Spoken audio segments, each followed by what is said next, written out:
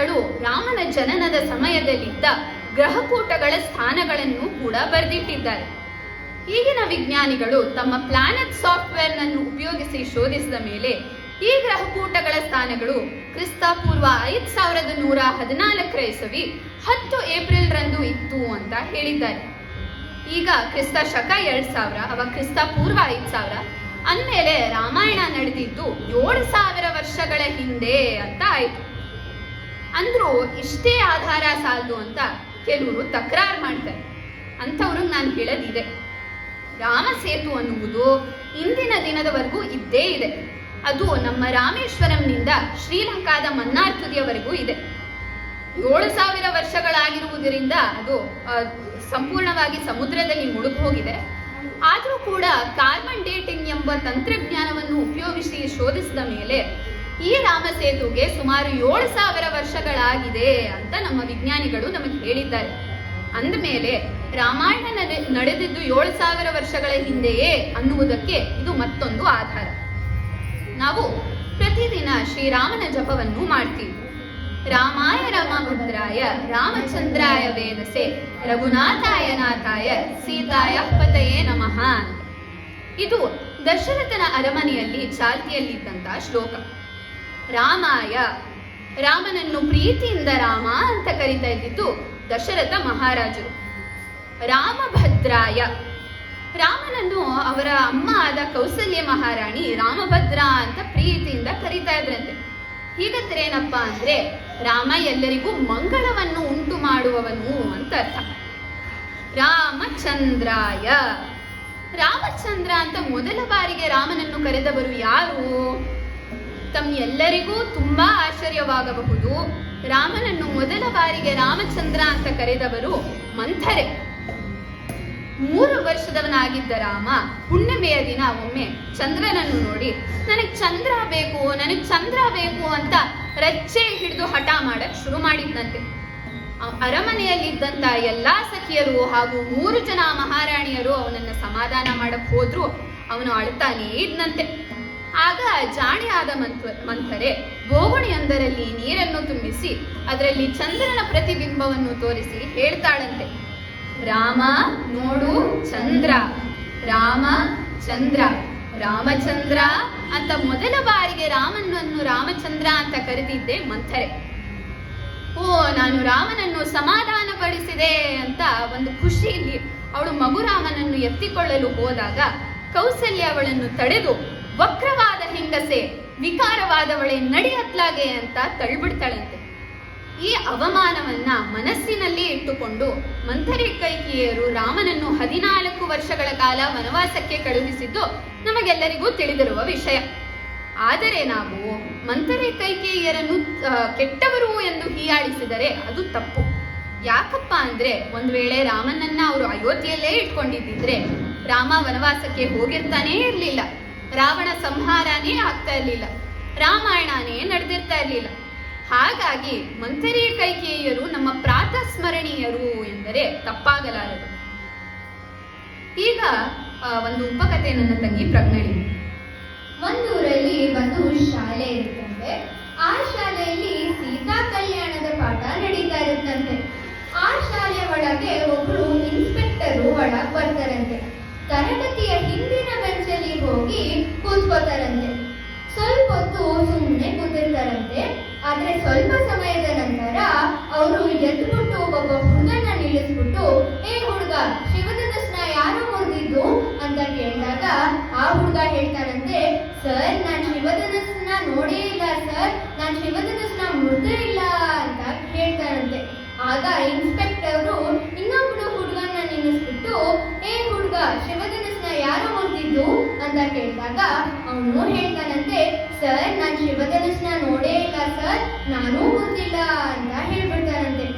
ಆಗ ಇನ್ಸ್ಪೆಕ್ಟರಿಗೆ ಸಿಟ್ಟು ಬರುತ್ತಂತೆ.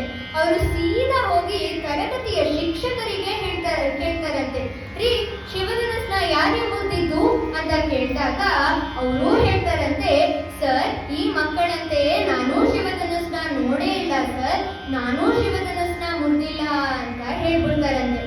ಆಗ ಇನ್ಸ್ಪೆಕ್ಟರ್ ಸಿಟ್ಟು ನೆತ್ತಿಗೇರುತ್ತಂತೆ. ಅವರು ಸೀದಾ ಹೋಗಿ ಶಾಲೆಯ ಹೆಡ್ ಮಾಸ್ಟರಿಗೆ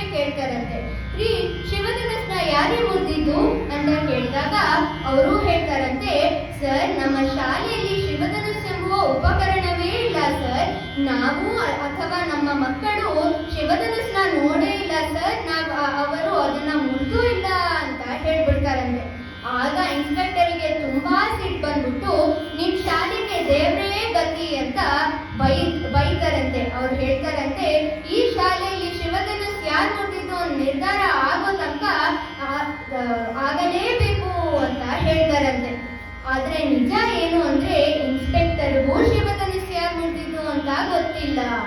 ಈ ಕಥೆ ನೀತಿ ಏನಪ್ಪಾ ಅಂದ್ರೆ, ನಮ್ಮ ಶಾಲೆಗಳಲ್ಲಿ ರಾಮಾಯಣ ಮಹಾಭಾರತದಂತ ಪುರಾಣ ಕಥೆಗಳು ಸರಿಯಾಗಿ ಬೋಧನೆ ಆಗ್ತಾ ಇಲ್ಲ.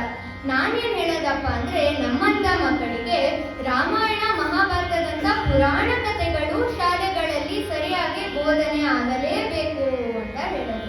ಧನ್ಯವಾದ. ರಾಮಾಯಣದಲ್ಲಿ ರಾಮನನ್ನು ಬಿಟ್ರೆ ಇನ್ನೊಬ್ರು ಮಹಾನ್ ದೈವ ಇದ್ದಾರೆ. ಅವ್ರು ಯಾರಪ್ಪ ಅಂದ್ರೆ ನಮ್ಮ ಆಂಜನೇಯ. ರಾಮಾಯಣದಲ್ಲಿ ಹನುಮಂತನ ಸ್ಮರಣೆ ಮಾಡದಲೇ ರಾಮಾಯಣವೇ ಅಪೂರ್ಣ ಎಂಬುದೇ ನಮ್ಮೆಲ್ಲರ ಭಾವನೆ. ಹಾಗೂ ರಾಮನ ಬಂಟ ಹನುಮಂತನಾಗಿಲ್ಲದಿದ್ದರೆ ರಾವಣ ಸಂಹಾರ ಅಸಾಧ್ಯವಾಗುತ್ತಾ ಇತ್ತು ಅಂತಾನು ನಮಗೆಲ್ಲರಿಗೂ ತಿಳಿದಿದೆ. ಹಾಗಾಗಿ ಹನುಮಂತನ ಸ್ಮರಣೆಯನ್ನು ನಾವೀಗ ಮಾಡೋಣ. ಸೀತಾದೇವಿಯನ್ನು ಹುಡುಕುತ್ತಾ ವಾನರ ಸೇನೆ ರಾಮೇಶ್ವರಂ ತುದಿಗೆ ಬಂದು ನಿಂತಿರುತ್ತಂತೆ. ಸೀತಾದೇವಿಯನ್ನು ಯಾರು 100 ಯೋಜನಗಳಷ್ಟು ದೂರವಿರುವ ಲಂಕೆಗೆ ಸಮುದ್ರವನ್ನೆಲ್ಲ ಪಾರು ಮಾಡಿ ಹೋಗ್ತಾರೆ ಎಂಬ ನಿರ್ಧಾರ ಆಗ್ತಾ ಇರುತ್ತೆ. ಆಗ ನಮ್ಮ ಹನುಮಂತ ಜಂಬ ಕೊಚ್ಕೊಳ್ದಲೆ ಒಬ್ಬರೇ ಒಂದು ಮೂಲೆಯಲ್ಲಿ ಸುಮ್ಮನೆ ಕೂತಿರ್ತಾರೆ. ಆಗ ಹಿರಿಯರಾದಂತಹ ಜಾಂಬುವಂತ ಅವರ ಹತ್ರ ಬಂದು ಹೇಳ್ತಾರಂತೆ, ಹನುಮ, ನೀನು ವಾಯುಪುತ್ರ ಕಣೋ, ನೀನು ಚಿರಂಜೀವಿ. ಚಿಕ್ಕವನಾಗಿದ್ದಾಗಲೇ ಸೂರ್ಯದೇವನನ್ನೇ ಹಣ್ಣು ಎಂದು ತಿಳಿದು ಅವನನ್ನು ಪಡೆಯಲು ಆಕಾಶಕ್ಕೆ ಹಾರಿದ್ದ ವೀರ ನೀನು. ಸೀತಾನ್ವೇಷಣೆ ಬರೀ ನಿನ್ನಿಂದ ಮಾತ್ರ ಸಾಧ್ಯ ಕಣೋ ಅಂತ ಹುರಿದುಂಬಿಸ್ತಾರೆ.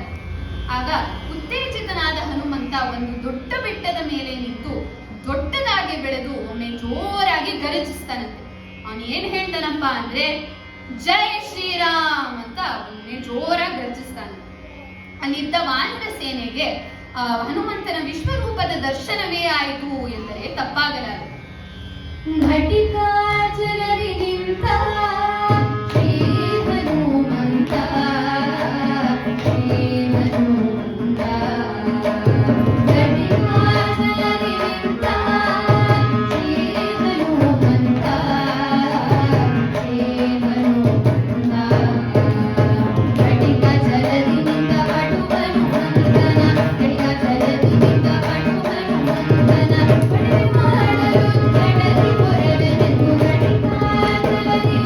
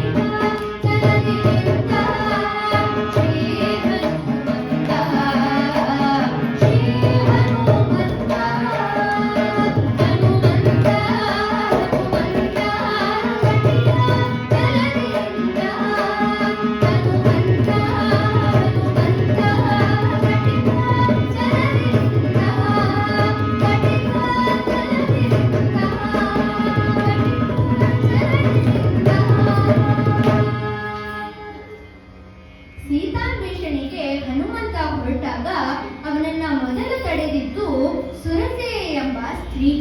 ಅವಳು ರಾಕ್ಷಸಿಯಲ್ಲ, ಅವಳೊಬ್ಬಳು ನಾಗದೇವತೆ. ಅವಳು ಹನುಮಂತನಿಗೆ ಹೇಳ್ತಾಳಂತೆ, ಏ ಹನುಮ, ನಿನ್ನನ್ನ ನನಗೆ ದೇವರು ಆಹಾರ ಎಂದು ಕಳಿಸಿದ್ದಾನೆ, ನನ್ನ ಬಾಯಿನ ಪ್ರವೇಶಿಸು ಅಂತ ಹೇಳಿದಾಗ ಹನುಮಂತ ಜಾಣತನದಿಂದ ಅವನನ್ನು ಪುಟ್ಟನನ್ನಾಗಿಸಿ ಇಲಿಯಷ್ಟಾಗಿ ಸುರಸೆ ಬಾಯಿಗಳ ಹೋಗಿ ಆಚೆ ಬಂದ್ಬಿಡ್ತಾನಂತೆ. ಅವನೇನು ಅವನನ್ನ ತಿನ್ನಲ್ಲ. ಆಗ ಸುರಸೆ ಹೇಳ್ತಾನಂತೆ, ಹನುಮ, ನನಗೆ ಗೊತ್ತು ನೀನ್ ರಾಮನ ಕೆಲಸಕ್ಕೆ ಹೋಗ್ತಾ ಇದೀಯ ಅಂತ, ನಾನು ನಿನ್ನನ್ನ ಏನೂ ತಡೆಯಲ್ಲ, ಎಲ್ಲ ಸರಿಯಾಗಿ ಆಗುತ್ತೆ ಅಂತ ಆಶೀರ್ವಾದ ಮಾಡಿ ಕಳಿಸ್ತಾಳಂತೆ.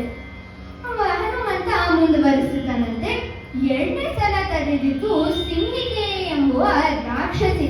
ಅವಳಿಗೊಂದು ವರ ಇರುತ್ತಂತೆ, ಯಾವ್ದಾದ್ರು ಪ್ರಾಣಿ ಆಕಾಶದ ಮೇಲೆ ಹಾರ್ತಾ ಇದ್ರೆ ಅದ್ರ ನೆರಳನ್ನೇ ಹೇಳ್ಕೊಂಡ್ಬಿಟ್ಟು ಅವಳು ಆ ಪ್ರಾಣಿಯನ್ನು ತಿನ್ಬಿಡ್ಬೋದು. ಆಗ ಹನುಮಂತನಿಗೂ ಅವನ ನೆರಳನ್ನು ಎಳೆದ್ಬಿಟ್ಟು ಅವನನ್ನ ತಿನ್ಬಿಡ್ತಾಳಂತೆ. ಆದ್ರೆ ಹನುಮಂತ ಜಾಣತನದಿಂದ ಸಿಂಹಿಕೆಯ ಹೊಟ್ಟೆ ತನಕ ಹೋಗಿ ಅವಳ ಹೊಟ್ಟೆಯನ್ನು ಬಗೆದು ಸಂಹಾರ ಮಾಡ್ಬಿಡ್ತಾಳಂತೆ. ಆಗ ಸಿಂಹಿಕೆ ಅಲ್ಲೇ ಅಂತ ಬಿದ್ದು ಸತ್ತೋಗ್ಬಿಡ್ತಾಳಂತೆ. ಆಗ ಹನುಮಂತ ಲಂಕಾಪಟ್ಟಣವನ್ನು ಪ್ರವೇಶಿಸ್ತಾನಂತೆ. ಲಂಕಾಪಟ್ಟಣವನ್ನು ಒಬ್ಬಳು ಲಂಕಿಣಿ ಅಂತ ಕಾಯ್ತಾ ಇರ್ತಾಳಂತೆ.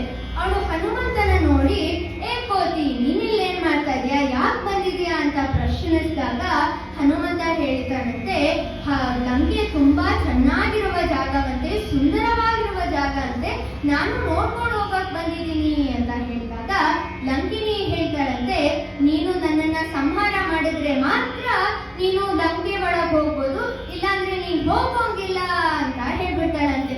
ಆಗ ಹನುಮಂತ ಅವನ ಗದೆಯನ್ನು ತಗೊಂಡು ಲಂಕಿಣಿಗೆ ಚಚ್ತಾನಂತೆ. ಅವಳು ಅಲ್ಲೇ ಅಂತ ಬೀಳ್ತಾಳಂತೆ. ಆದ್ರೆ ಅವಳು ಏನ್ ಸತ್ತೋಗಲ್ಲ. ಕಡೆಗೆ ಹನುಮಂತ ಲಂಕಾಪಟ್ಟಣವನ್ನು ಪ್ರವೇಶಿಸ್ತಾನಂತೆ. ಲಂಕೆಗೆ ಹೋಗಿ ಅಲ್ಲಿ ಅಶೋಕವನದಲ್ಲಿ ಸೀತಾಮಾತೆಯನ್ನು ಹುಡುಕ್ತಾನಂತೆ. ಅಲ್ಲಿ ಸೀತಾಮಾತೆಯ ಕೈಗೆ ರಾಮನ ಉಂಗುರವನ್ನು ಕೊಡ್ತಾನಂತೆ. ಆಗ ಸೀತೆ ಯೋಚಿಸ್ತಾಳಂತೆ, ಓ, ಇವನೇ ಹನುಮಂತ ರಾಮನ್ ಬಂಟ ಇರ್ಬೇಕು ಅಂತ. ಹಾಗಾಗಿ ಅವಳು ಖುಷಿ ಪಟ್ಕೊಂಡು ಅವಳ ಚೂಡಾಮಣಿಯನ್ನು ರಾಮನಿಗೆ ಕೊಡುವುದಾಗಿ ಹನುಮಂತನಿಗೆ ಕೊಟ್ಟು ಕಳಿಸ್ತಾಳಂತೆ. ಆದ್ರೂ ಇಷ್ಟೇ ಸಾಲದು ಅಂತ ನಮ್ಮ ಹನುಮಂತ ರಾವಣನ ಆಸ್ಥಾನಕ್ಕೂ ಹೋಗ್ತಾನಂತೆ. ರಾವಣನ ಆಸ್ಥಾನದಲ್ಲಿ ರಾವಣನ ಮೇರೆಗೆ ಅವನ ಬಾಲಕ್ಕೆ ಬೆಂಕಿ ಹಚ್ಚಲಾಗುತ್ತಂತೆ. ಆದ್ರೂ ಧೈರ್ಯಗೆಡದ ನಮ್ಮ ಹನುಮಂತ ಆ ಬೆಂಕಿಯನ್ನೇ ತಗೊಂಡು ಲಂಕಾಪಟ್ಟಣದ ಸುತ್ತ ಹಾರಿ ಲಂಕೆಯನ್ನು ಸುಟ್ಟು ಬೂದಿ ಮಾಡ್ಬಿಡ್ತಾನೆ. ನೋಡಿದ್ರ ನಮ್ಮ ಹನುಮಂತನ ಪರಾಕ್ರಮ. ಪವನ ಪುತ್ರ ಹನುಮಾನಿಗೆ ಜಯ, ಅಂಜನಿ ಪುತ್ರ ಹನುಮಾನಿಗೆ ಜಯ. ಹನುಮಂತನ ಪರಮ ಭಕ್ತರಲ್ಲಿ ಅಗ್ರಗಣ್ಯರು ಎಂದರೆ ನಮ್ಮ ತುಳಸಿದಾಸರು. ತುಳಸಿದಾಸರು ರಾಮಚರಿತ ಮಾನಸ ಎಂಬುವ ಮಹಾನ್ ರಾಮಾಯಣ ಕಾವ್ಯವನ್ನು ಬರೆದಿದ್ದಾರೆ. ಇದು ರಾಮಚರಿತ ಮಾನಸ ಆದಿ ಭಾಷೆಯಲ್ಲಿದೆ. ಆದಿ ಭಾಷೆ ಹಿಂದಿಯ ಒಂದು ಉಪಭಾಷೆ. ಅಯೋಧ್ಯ ಪ್ರಾಂತ್ಯದ ಸುತ್ತಮುತ್ತಲು ಮಾತಾಡುತ್ತಿದ್ದ ಭಾಷೆ ಆದಿ ಭಾಷೆ. ತುಳಸಿದಾಸರು ತಮ್ಮ ಇಡೀ ಜೀವಿತ ಕಾಲವನ್ನು ಕಳೆದಿದ್ದು ವಾರಣಾಸಿಯಲ್ಲಿ. ಅವರು ಹನುಮಂತನ ಪರಮ ಭಕ್ತರಾದ ತುಳಸಿದಾಸರನ್ನು ಮೊದಲ ಬಾರಿಗೆ ಹನುಮಂತ ಪ್ರತ್ಯಕ್ಷನಾಗಿ ಆಶೀರ್ವದಿಸಿದ್ದು ಅದೇ ವಾರಣಾಸಿಯ ಗಂಗಾ ನದಿಯ ತಟದಲ್ಲಿ. ಇದೇ ಸ್ಥಳದಲ್ಲಿ ತುಳಸಿದಾಸರು ನಿರ್ಮಾಣ ಮಾಡಿರುವುದು ಸಂಕಟ್ ಮೋಚನ್ ಮಂದಿರ. ಈ ಸಂಕಟ್ ಮೋಚನ್ ಮಂದಿರಕ್ಕೆ ಹೋದ್ರೆ ನಮ್ಮ ಎಲ್ಲಾ ಸಂಕಟಗಳು ಪಾರಾಗುತ್ತೆ ಎಂಬುದೇ ನಮ್ಮ ದೃಢವಾದ ನಂಬಿಕೆ. ತಮ್ಮ ಮುಂದಿನ ಕಾಶಿ ಯಾತ್ರೆಯಲ್ಲಿ ಈ ಮಂದಿರಕ್ಕೆ ಹೋಗಿ ತಾವು ಹನುಮಂತನ ಆಶೀರ್ವಾದ ತಗೋಬೇಕು ಅಂತ ನನಗೆ ಹೇಳ್ತಾರೆ. ಈಗ ತುಳಸಿದಾಸರ ಮಹಿಮೆಯನ್ನು ಕಂಡ ಅಂದಿನ ರಾಜ ಅಕ್ಬರ್ ಆಗಿದ್ದ. ಅಕ್ಬರು ಒಮ್ಮೆ ತುಳಸಿದಾಸರನ್ನು ಅವನ ಆಸ್ಥಾನಕ್ಕೆ ಬರುವುದಾಗಿ ಕರೀತಾನಂತೆ. ತುಳಸಿದಾಸರು ಹೇಳ್ತಾರಂತೆ, ನಾನು ರಾಮಭಕ್ತ ಮಾತ್ರ, ನಾನು ಯಾವ ರಾಜನ ಆಸ್ಥಾನಕ್ಕೂ ಬರಲಾರೆ ಅಂತ ರಾಜಾಜ್ಞೆಯನ್ನು ಧಿಕ್ಕರಿಸ್ಬಿಡ್ತಾರಂತೆ. ಆಗ ಕೋಪಗೊಂಡ ಅಕ್ಬರ್ ತುಳಸಿದಾಸರನ್ನು ಅವನ ಅರಮನೆಗೆ ಕರೆದುಕೊಂಡು ಬಂದು ಸೆರೆಮನೆಗೆ ಹಾಕ್ಬಿಡ್ತಾರಂತೆ. ಆದ್ರೂ ಧೈರ್ಯಗೆಡದ ತುಳಸಿದಾಸರು ಆ ಸೆರೆಮನೆಯಲ್ಲೇ ಕೂತ್ಕೊಂಡು 40 ದಿನಗಳ ಕಾಲ ಹನುಮಾನ್ ಚಾಲೀಸಾವನ್ನು ಪಠಿಸ್ತಾರಂತೆ. 40ನೆಯ ದಿನ ಹನುಮಂತ ಅವನ ಚಮತ್ಕಾರವನ್ನು ತೋರಿಸೇ ಬಿಡ್ತಾನಂತೆ. ಏನಾಗುತ್ತಪ್ಪ ಅಂದ್ರೆ ಕಪಿಗಳ ಹಾವಳಿ ರಾಜಧಾನಿಯಲ್ಲಿ ಶುರು ಆಗ್ಬಿಡುತ್ತವಂತೆ. ಎಲ್ಲ ಅಂಗಡಿಗಳಲ್ಲಿ, ಮನೆಗಳಲ್ಲಿ, ಎಲ್ಲ ಕಡೆಯೂ ಕಪಿಗಳು ಕಾಣಿಸ್ಕೊಳಕ್ ಶುರು ಆಗುತ್ತವಂತೆ.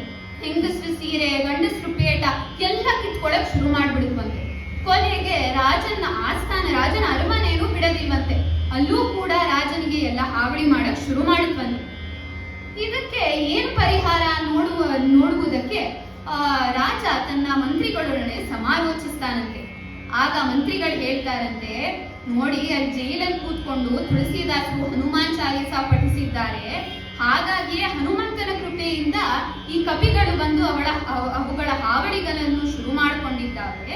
ಅವರಿಗೆ ಒಮ್ಮೆ ಕ್ಷಮೆ ಕೇಳಿ ಅವರು ಮತ್ತೆ ಹನುಮಂತನನ್ನು ಪ್ರಾರ್ಥಿಸಿದಾಗ ಈ ಕಪಿಗಳ ಹಾವಳಿ ನಿಲ್ಲುತ್ತೆ ಅಂತ ಹೇಳ್ತಾರಂತೆ.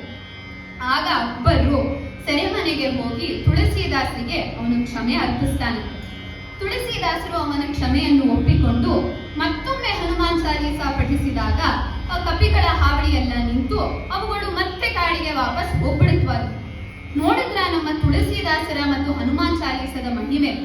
ಹಾಗಾಗಿಯೇ ನಾವು ಭಾರತದಲ್ಲಿ ಎಲ್ಲಾ ಕಡೆಯಲ್ಲೂ ಹನುಮಾನ್ ಚಾಲೀಸವನ್ನು ಎಲ್ಲರೂ ಪಠಿಸ್ತೀವಿ. ಯಾಕಪ್ಪ ಅಂದ್ರೆ ಈ ಹನುಮಾನ್ ಚಾಲೀಸ ಪಠಿಸುವುದರಿಂದ ನಮ್ಮ ಎಲ್ಲಾ ಸಂಕಟಗಳು ಕಳೆಯುತ್ತವೆ ಎಂಬುದೇ ನಮ್ಮ ದೃಢವಾದ ನಂಬಿಕೆ. ಈ ಹನುಮಾನ್ ಚಾಲೀಸವನ್ನು ಈಗ ನಾವು ಕೇಳೋಣ. ಹನುಮಾನ ಜ್ಞಾನ ಗುಣ ಸಾಗರ ಕಪೀಶದಿ ಪುರೋಗ ಉಜಾಗರ ರಾಮನ್ ಮುರಾ ಕುಲಿತ ಬಲರಾಮ ಮಂತ್ರದಿ ಪುತ್ರ ಭವನ ಸುಧನಾಮ ವೀರ ವಿಕ್ರಮ ಭಜರಂಗಿ ಕುಮತಿ ನಿವಾರ ಸುಮತಿ ಸಂಗಿ ಕಂಚನ ವರಣ ವಿರಾಜ ಸುವೇಶ ಕಾನನ ಕುಂಡಲ ಕುಂಚಿತ ಕೇಶ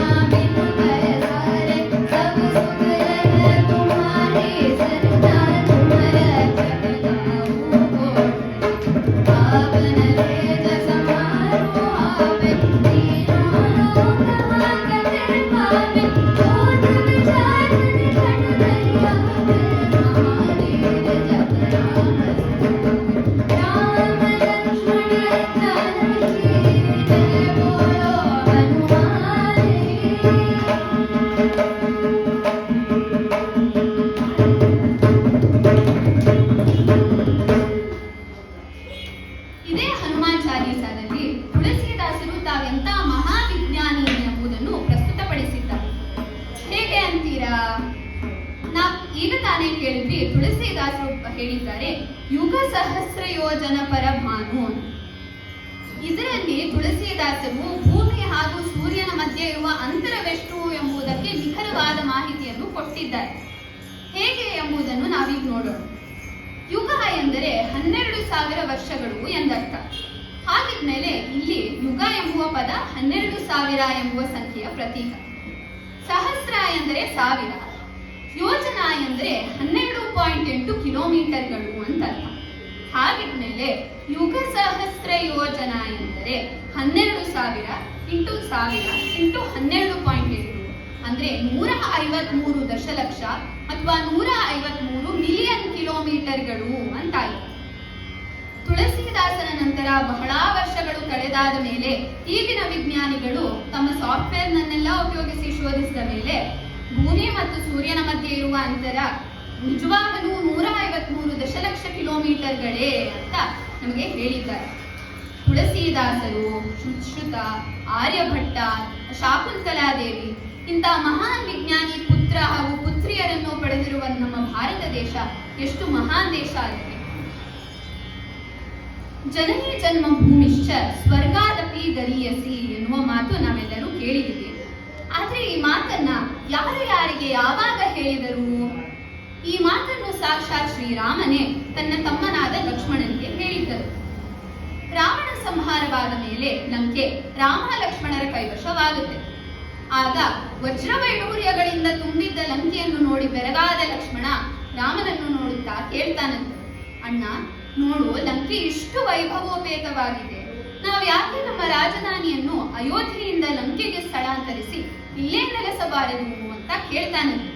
ಆಗ ರಾಮ ನಸುನಕ್ಕಿ ಒಮ್ಮೆ ಲಕ್ಷ್ಮಣನು ನೋಡಿ ಹೇಳುತ್ತಾನಂತೆ, ಅಪಿ ಸ್ವರ್ಣಮಯಿ ಲಂಕಾ ನಮೀ ಲಕ್ಷ್ಮಣ ರೋಚತೆ ಜನನೀ ಜನ್ಮಭೂಮಿಶ್ಚ ಸ್ವರ್ಗಾದಪಿ ಗರೀಯಸಿ ಅಂತ.